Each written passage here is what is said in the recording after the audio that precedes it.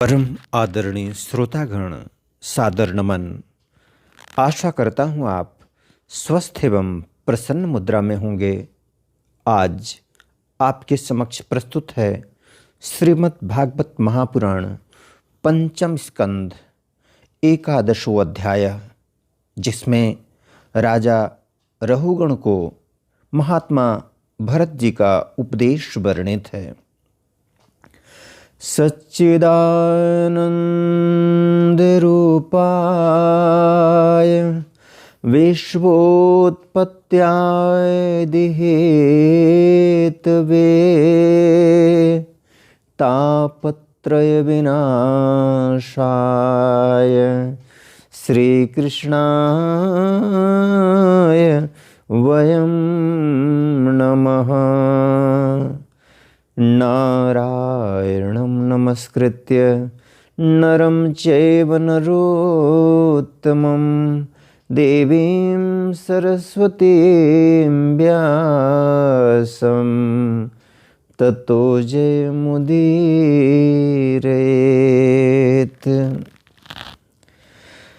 महात्मा भरत ने कहा, राजन, तुम अज्ञानी होने पर भी पंडितों के समान ऊपर ऊपर की तर्क वितर्क युक्त बात कह रहे हो, इसलिए श्रेष्ठ ज्ञानियों में तुम्हारी गणना नहीं हो सकती। तत्वज्ञानी पुरुष इस अविचार सिद्ध स्वामी सेवक आदि व्यवहार को तत्व विचार के समय सत्य रूप से स्वीकार नहीं करते। लौकिक व्यवहार के समान ही वैदिक व्यवहार भी सत्य नहीं है, क्योंकि वेद वाक्य भी अधिकतर गृहस्थ जनोचित यज्ञ विधि के विस्तार में ही व्यस्त हैं।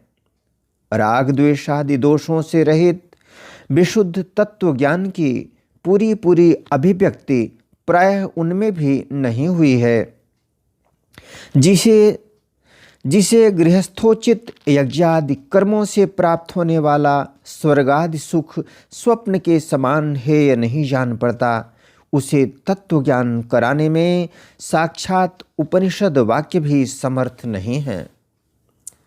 जब तक मनुष्य का मन सत्व रज अथवा तमोगुण के वशीभूत रहता है, तब तक वह बिना किसी अंकुश के उसकी ज्ञानेंद्रिय और कर्मेंद्रियों से शुभाशुभ कर्म कराता रहता है।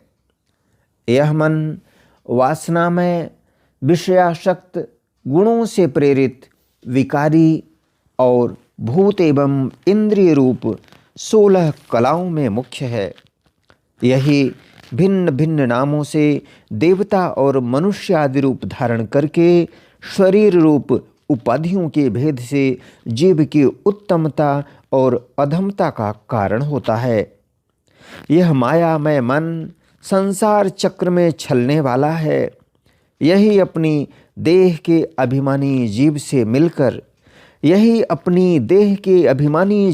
मिलकर उसे काल क्रम से प्राप्त हुए सुख दुख और इनसे व्यतिरिक्त मोह रूप अवश्यंभावी फलों की अभिव्यक्ति कराता है।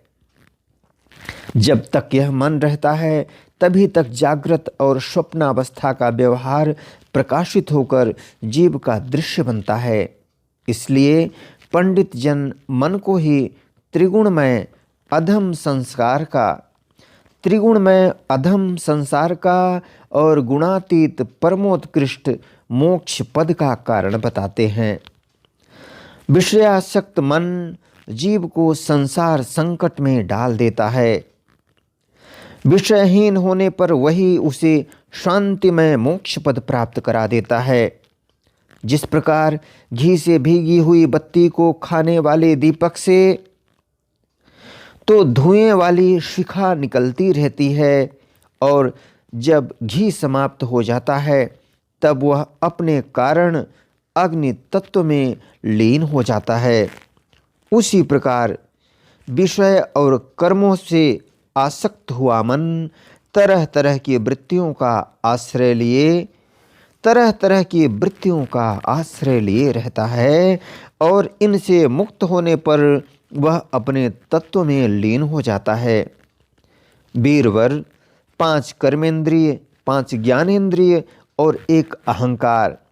ये 11 मन की वृत्तियां हैं तथा 5 प्रकार के कर्म, 5 तन्मात्र और 1 शरीर, ये 11 उनके आधारभूत विषय कहे जाते हैं। गंध, रूप, स्पर्श, रस और शब्द, ये 5 ज्ञानेंद्रियों के विषय हैं। मल त्याग, संभोग, गमन, भाषण और लेना देना आदि व्यापार, ये 5 कर्मेंद्रियों के विषय हैं तथा शरीर को यह मेरा है इस प्रकार स्वीकार करना अहंकार का विषय है। कुछ लोग अहंकार को मन की 12वीं वृत्ति और उसके आश्रय शरीर को 12वां विषय मानते हैं।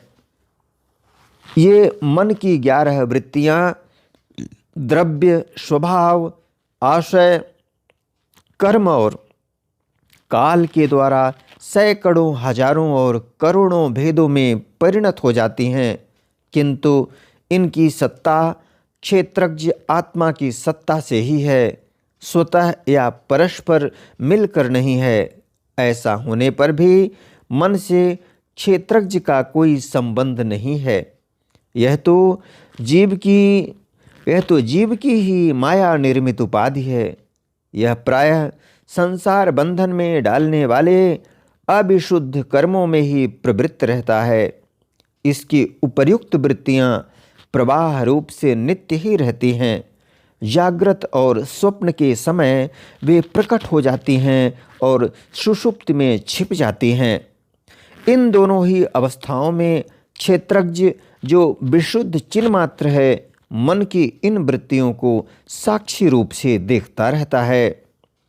यह क्षेत्रज्ञ परमात्मा सर्वव्यापक, जगत का आदि कारण, परिपूर्ण, अपरोक्ष, स्वयं प्रकाश, अजन्मा, ब्रह्मादि का भी नियंता और अपने अधीन रहने वाली माया के द्वारा सबके अंतःकरणों में रहकर जीवों को प्रेरित करने वाला समस्त भूतों का आश्रय रूप भगवान वासुदेव है।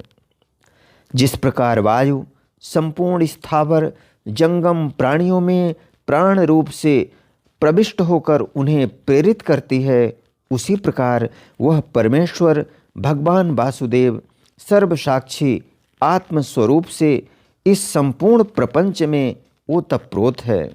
राजन, जब तक मनुष्य ज्ञानोदय के द्वारा इस माया का तिरस्कार कर सबकी आसक्ति छोड़कर तथा काम क्रोधादि 6 शत्रुओं को जीतकर आत्म तत्व को नहीं जान लेता और जब तक वह आत्मा के उपाधि रूप मन को संसार दुख का क्षेत्र नहीं समझता, तब तक वह इस लोक में यूं ही भटकता रहता है, क्योंकि यह चित्त उसके शोक, मोह, रोग, राग, लोभ और वैर आदि के संस्कार तथा ममता की वृद्धि करता रहता है। यह मन ही तुम्हारा बड़ा बलवान शत्रु है। तुम्हारे उपेक्षा करने से इसकी शक्ति और भी बढ़ गई है। यह यद्यपि स्वयं तो सर्वथा मिथ्या है, तथापि इसने तुम्हारे आत्मस्वरूप को आच्छादित कर रखा है। इसलिए तुम सावधान होकर श्री गुरु और हरि के चरणों की उपासना के अस्त्र से इसे मार डालो। इति श्रीमद्भागवते महापुराणे पारमहंस्यां संहितायां पंचम स्कंधे ब्राह्मण रहुगण संवादे 11वां अध्याय। बोलो वृंदावन बिहारी लाल की जय। यदक्षर पदभ्रष्टं मात्राहीनं च यद् भवेत् तत्सर्वं क्षम्यतां देव प्रसीद परमेश्वर। वीडियो देखने के लिए धन्यवाद एवं आभार। जय हिंद, जय जगत। आपका जीवन मंगलमय हो।